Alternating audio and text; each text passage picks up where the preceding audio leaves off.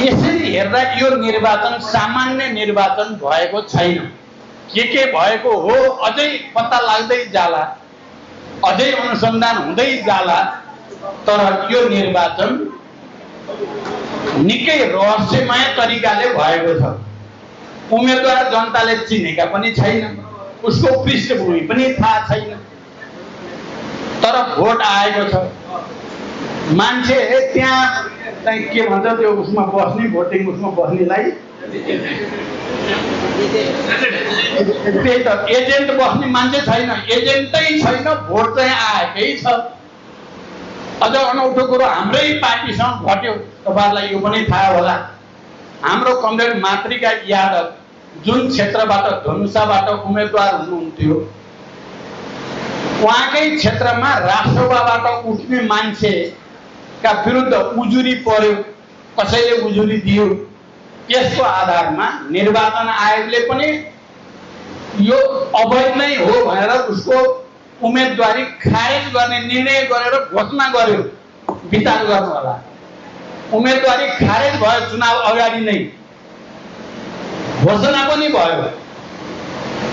त्यसो भएपछि त उसको पक्षमा त भोट त आउन हुँदैन नि, पर्दैन नि। तर भयो के भने मातृकाको भन्दा 3-4 गुना बढी भोट उसलाई परेको छ।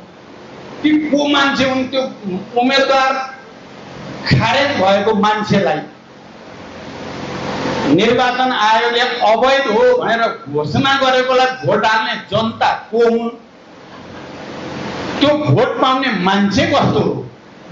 तपाईं यसो गहिरो गरी विचार गर्नुभयो भने समथिङ इज रङ। दाल में कुछ काला है, काला कुछ नहीं बहुत काला है भन्ने देखिन्छ। यस्तो पनि हुन्छ त? यसको त भोलि अध्ययन अनुसन्धान हुँदै जाला, मान्छेले कुरा बुझ्दै जाला। तर जे भए पनि अब बहुमत आयो, राष्ट्रसभाको सरकार बन्यो। हामीले राम्रो काम गर्ने कुरालाई त हाम्रो विरोध हुँदैन, गलत काम गर्यो भने विरोध गर्छौं भनेर सुरुमा हामीले त्यसरी भन्यौं। किनकि जनतामा त एक खालको बनाइएको छ, यति ठुलो भ्रम सृजना भएको छ मानिसहरुमा, युवाहरुमा अझ बढी। त्यहाँ विरोध गरेर सुन्नेवाला कोही छैन। तपाई जतिसुकै साँचो कुरा भन्नुहोस्, कोही सुन्नेवाला नदेखिने बडो विचित्र हुँदो रहेछ यो अल्गोरिदम या सोशल मिडियाबाट गरिने यो अल्गोरिदम म्यानिपुलेसन पनि। त्यहाँ थुप्रै थुप्रै चीजहरु छ। कुरा बोल्नु त्यो थुप्रै थुप्रै चीजहरुले गर्दा सुन्न चाहदैन। मलाई अनौठो लाग्ने कुरा र हामीलाई, हाम्रो पार्टीलाई तपाईहरुले बुझ्नु पनि भएको छ, तर तपाईहरु पनि बोल्नुहुन्न, हामी पनि गतिलोसँग अझै बोलिया छैन। बोल्ने बेला आउला भनेर बसिया छ। बोलिन्छ, बोलिन्छ मात्रै होइन, जरुरी पर्यो भने राम्रैसँग लडिन्छ पनि। हेर्नु होला, केही महिनापछि हामी आन्दोलनमा जान्छौं नै। हामी डरले नबोल्ने वाला मान्छे हामी होइनौं। अहिले माधवजीले नै भन्नुभयो, अरु कमेन्टहरुले नै भनि नै सक्नु भयो। माधवजी समेत हामी सरकारमा सँगै थियौं। म प्रधानमन्त्री, वर्षमान अर्थमन्त्री हुनुहुन्थ्यो। हामी भ्रष्टाचारका विरुद्ध साँच्चै नेपालको इतिहासमा कहिल्यै नभएको अभियान हामीले छेडेका थियौं। ठूला ठूला नेताहरू, ठूला ठूला ब्युरोक्र्याटहरू, ठूला ठूला दलाल पुँजीपतिका प्रतिनिधिहरू गिरफ्तार हुन थालेका थिए। सरकारी जग्गा फिर्ता ल्याइएका थियो। थुप्रै थुप्रै काम भएका थिए। मैले व्याख्या गर्नु परेन, सम्झिनु मात्रै होला। त्यो काम कसले गरेको थियो भने हामीले नै गरेका थियौं। अनि हामीले दलालहरूका विरुद्ध अभियान छेडे बापत, किन ती दलालहरू धेरै जसो कांग्रेस र एमाले नजिकका थिए। कांग्रेस र एमालेका नजिकै थिए। अहिले पनि तपाईहरुले हेर्नुभयो भने सबै अनुहार चिन्नुहुन्छ, मैले नाम लिइराख्न परेन। त्यसो भएपछि कांग्रेस एमालेले रातारात यो सरकार रहिराख्यो भने, भ्रष्टाचार विरोधी अभियान यसरी अगाडि बढ्दै गयो भने हाम्रो भविष्य त बर्बाद हुने भयो भन्ठानेर दौडा दौड गरेर उनीहरूको दुईटा जोड्दा बहुमत त हुन्थ्यो नै, झन्डै 2/3। र हाम्रो सरकारलाई उनीहरूले बाहिर जान बाध्य पारे। हामीले नराम्रो काम गरेको न कतिपय साथीहरूले भन्नुहुन्छ हामीले नै गल्ती गरियो भनेर। धेरै गल्ती भएर आत्मभर्सना गर्न जरुरी पनि छैन। हामीले राम्रो गर्न खोजेकै हो, राम्रो गर्न खोजेको। तपाईहरुले पनि भन्नुभयो नि मध्य पहाडी लोकमार्ग, हुलाकी मार्ग, उत्तर दक्षिण कोरिडोर हामीले नै हो प्रस्तावित गरेको। बिजुलीमा विद्युतमा क्रान्ति हामीले नै ल्याएको हो। लोड सेडिङ अन्त्यदेखि 10,000 मेगावाट हामीले नै गरेको हो। हामीले त्यसो गर्दा गर्दै हामीलाई सरकारबाट हटाइएको त साँचो हो नि। अनि हामीले सरकारबाट हटाउने बेला हामीले भनेको होइन। हामीले बजेट ल्याउँदा नेपाली जनताको आर्थिक जीवनमा एउटा रिभोल्युसनरी परिवर्तन ल्याउने ढङ्गले ल्याएको होइन। चाहे त्रिभुज परियोजना होस् या रिटर्नीहरूको लागि चाहिँ रकम व्यवस्थाको कुरा होस् या युवा उद्यमीहरूलाई तिनीहरूको उद्यमशीलता प्रवर्धनको निम्ति गरिएका पहलहरू सबै त थिए। त्यहाँ विचार गर्नु होला। अनि हामी निकालिएपछि पनि लगातार चाहे मध्य पहाडी भनौँ, चाहे हुलाकी भनौँ, चाहे अन्य कार्यक्रमहरूमा जनतामा विशाल जनताको पंक्तिको बीचमा गएर कांग्रेस र एमाले गलत गरेका छन्। संविधानको मर्म र भावना विपरीत गरेका छन्। लोकतन्त्रका विरुद्ध गरेका छन्। पहिलो र दोस्रो पार्टी मिलेर जसरी भ्रष्टाचारीलाई बचाउने सुशासनका विरुद्ध काम गर्ने षड्यन्त्र अन्तर्गत गरेका छन्। हामीले उनलाई खबरदारी गर्यौं पार्लियामेन्टको रोस्टमबाट पनि सडकबाट पनि। तर हामी त्यो अभियानमा हिँड्दै गर्दा नै काठमाडौँमा तपाईहरुलाई थाहा छ एउटा ठुलो विध्वंस मचाउने उद्देश्यले प्रतिगामीहरू राजावादी र अनि अरु दलालहरू विदेशी दलालहरू मिलेर भदौ 24 गते जे गरियो त्यो चैत्र 15 गते गर्न खोजेको देखियो हामीले। त्यो हामी तराईबाट हामी यहाँ अभियान भनेर तराईमा हिँड्दा हिँड्दै काठमाडौँमा त प्रतिक्रान्ति होला जस्तो देखिन लाग्यो। संविधानै खारेज हुने हो कि गणतन्त्र नै जाने हो कि भने जस्तो स्थिति भयो। हुनाले यो कार्यक्रम रोकेर काठमाडौँमा हामीले जनशक्ति प्रदर्शन गरेर त समाजवादी मोर्चाको तर्फबाट तुरुन्तै माधवजी हामी सल्लाह गरियो र मोर्चाको तर्फबाट चैत्र 15 गते कार्यक्रम तपाईहरुले सम्झिनु भएकै होला। तपाईहरु मध्ये कयौं त्यहाँ उपस्थित पनि हुनुहुन्थ्यो। 10,000 मान्छे पनि जम्मा भएन। हाम्रो झन्डै 1 लाख भन्दा बढी मान्छे जम्मा भइसकेपछि उनीहरुको ताकत पुगेन र त्यहाँ असफल भए। चैत्र 15 को त्यही असफलतालाई भाद्र 24 गते फेरि अर्को षड्यन्त्र अन्तर्गत एउटा ठाउँमा पुर्याइयो। ठौडहरू मैले यो किन भन्न खोजिराखेको छु तपाईहरुलाई, तपाईहरुले यो कुरा बुझ्न जरुरी छ भन्ने लागेको छ। तपाई हामी सबैले बुझिदिएनौं भने त फेरि अर्को प्रतिक्रान्ति बाँकी रहेको प्रतिक्रान्ति कम्प्लिट हुने खतरा छ। त्यसकारण 24 गते जे भयो हामी मैले भन्ने गरेको छु। अहिले मैले हाम्रा छिमेकीहरूसँग कूटनैतिक कुरा हुँदा पनि यी कुराहरूलाई गम्भीर रूपले भन्ने गरेको छु। मैले हाम्रा बुद्धिजीवीहरूसँग पनि कि हामी माथि प्रहार किन भयो। हामी सत्तामा हुँदा भ्रष्टाचारका विरुद्ध लड्ने हामी अनि 23 गतेको जेनजीहरू युवाहरू सडकमा आउँदा उनीहरूलाई बधाई दिएर सही छ यो माग भनेर समर्थन गर्ने हामी अनि ती युवाहरूको हत्या हुँदा त्यसको विरोध गरेर पहिला शहीद घोषणा गर्ने हामी अनि 24 गते माधवजीको घर जलाउने, मेरो घर जलाउने, सिंहदरबार अदालत इत्यादि जलाउने, हाम्रो पार्टी कार्यालय जलाउने, देशैभरि हाम्रो नजिक भएका नेताहरूका खोजी खोजी जलाउने किन गरियो? तपाईहरुले यो प्रश्नलाई गहिरो गरी विचार गर्नु भएको छ। हामीले अगतिलो काम गरेर भए हो त यो। नारायण काजी गृहमन्त्री, वर्षमान अर्थमन्त्री, म प्रधानमन्त्री, अन्य साथीहरू हुनुहुन्थ्यो फेरि मन्त्री त्यति बेला एकीकृत समाजवादीको तर्फबाट। हामीले नराम्रो काम गरे हुनाले हामीलाई जलाइएको हो त? हाम्रा सबै सम्पत्ति कार्यालय सारा बिल्कुल होइन भने अरू त ल काङ्ग्रेस र एमाले त सरकारमा थिए, भ्रष्टाचारलाई जोगाइराखेका थिए, हामीले तिनको विरोध गरिराखेका थियौँ। उनीहरूसँग आक्रोश हुनु एक हदसम्म मान्न सकिने कुरा हो। हामीसँग आक्रोश किन भयो?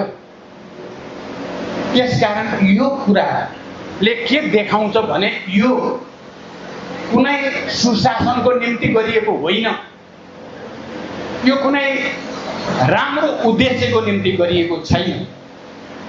यो निकै ठुलो डिजाइन र षड्यन्त्र अन्तर्गत नेपालको भूराजनीतिमाथि हस्तक्षेप गरेर भारत र चीनलाई कन्ट्रोल गर्ने र यहाँ एउटा बेस बनाउने इन्डो पेसिफिक स्ट्रेटेजी अन्तर्गत भएको हो भन्ने कुरा बुझ्न केही गाह्रो छैन। पहिला किन जोस आइरहेको छैन भनेर मलाई अर्को अनौठो त्यहाँ लाग्छ।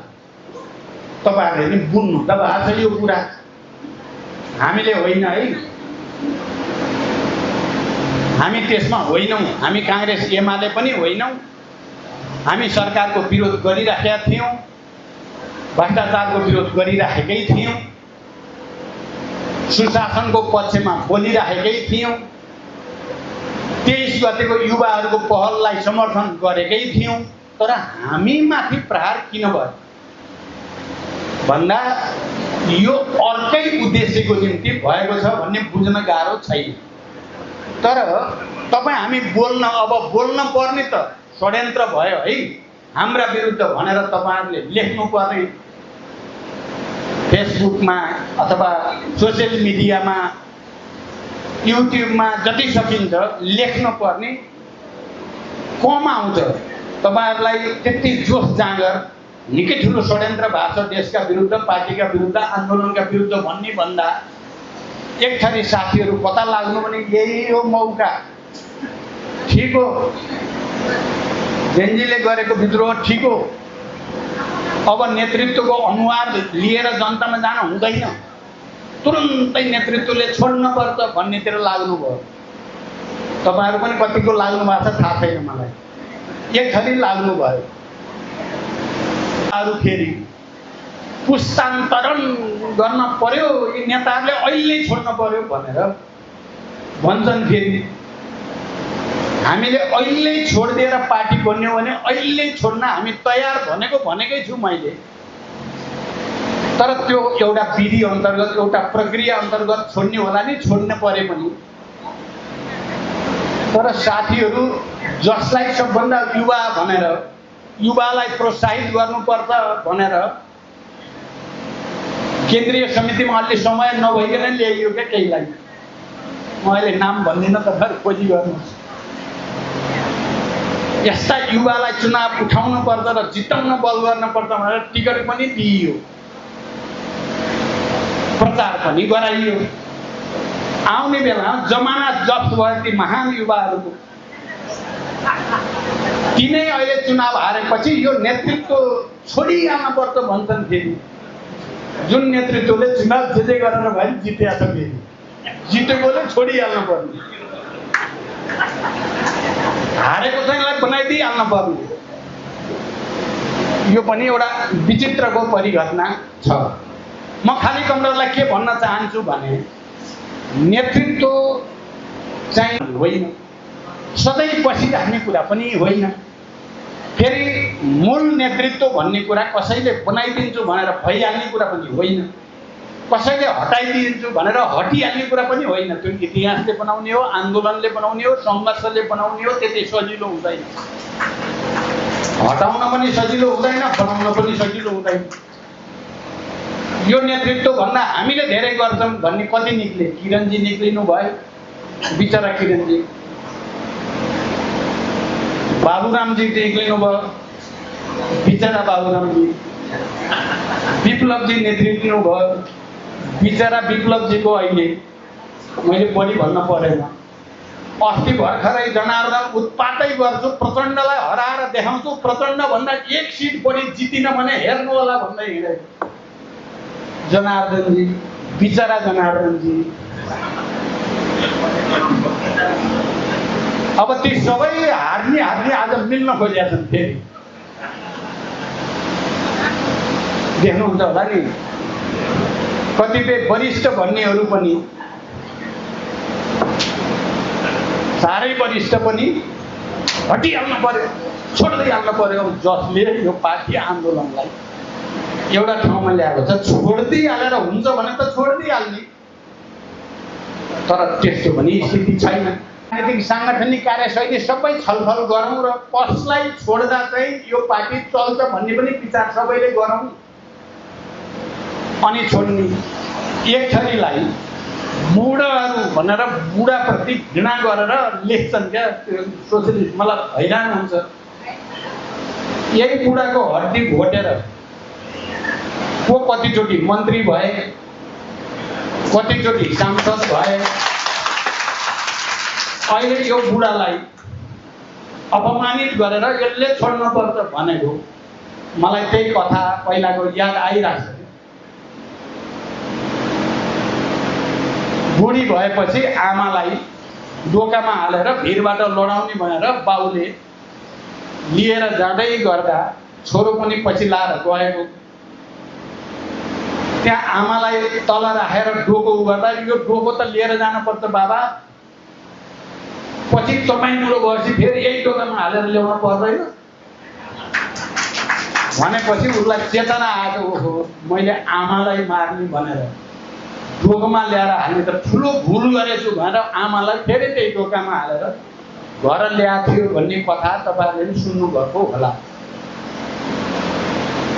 बा आमाले त छोराछोरीलाई, आफ्ना चेलाहरूलाई राम्रो होस्, उनीहरूले राम्रो गरून् भन्ने न चाहना हुन्छ, नराम्रो गरोस् भन्ने त हुँदैन। हतार आजभोलि के साथीहरू हतार गर्नुहुन्छ क्या, फलानु अध्यक्ष, फलानु महासचिव, फलानु उपाध्यक्ष, कोहीले भने हुन्छन् विद्या भण्डारी अध्यक्ष हुने रे, केपी ओली र प्रचण्ड, माधव चाहिँ संरक्षक हुने रे, अर्को महासचिव हुने रे भनेर लेखेको देखिन्छ। तपाईँहरूले पनि देख्नुभयो होला। मलाई चिन्ता के छ भने जति लेख्यो त्यति पार्टी बिग्रियो। किन लेख्न पर्यो? खुरुखुरु महाधिवेशनको तयारी गरे त भयो। लिडरसिपले त हस्तान्तरण गर्ने भनेकै छ, बसिराख्नु भनेकै छैन। अनि बाहिर अपमानित हुने गरिकन, अवमूल्यन हुने गरिकन बाहिर चर्चा गर्न थाल्यो भने झन् बिग्रिन्छ। तपाईँहरू पनि सोध्नु होला। मैले त हिजो माओवादी केन्द्रकै अन्तिम बैठकमा भनेकै थिएँ, म अब यही रूपमा अध्यक्ष बसिराख्ने मेरो रुचि पनि छैन, म छोड्ने तयारीमा छु, तयारी गरौँ सबै मिलेर। तर म राजनीति छोड्ने होइन, पार्टी छोड्ने होइन, मेरो रूप र भूमिका म बदल्न चाहन्छु। अलि भिन्न रूप र भिन्न भूमिकामा बसेर, किन सबै नेताहरू अन्तिम समयसम्म अध्यक्ष नै भइराख्न पर्ने, महासचिव नै भइराख्न पर्ने भन्ने छैन दुनियाँमा कहीँ पनि। हामीले चीनमा हेरे पनि देङ स्याओपिङ